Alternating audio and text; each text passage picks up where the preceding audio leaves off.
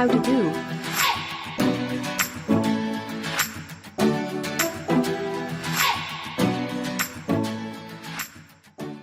This video demonstrate how to enable SSH on Ubuntu.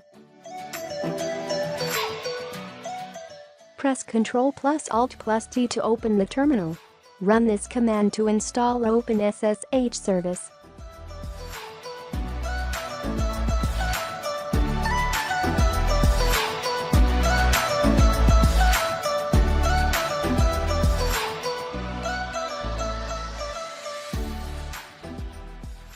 Open your SSH client in your PC.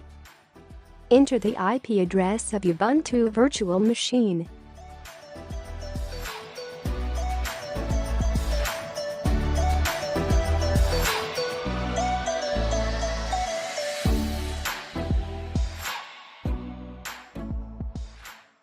Enter username and password of Ubuntu virtual machine.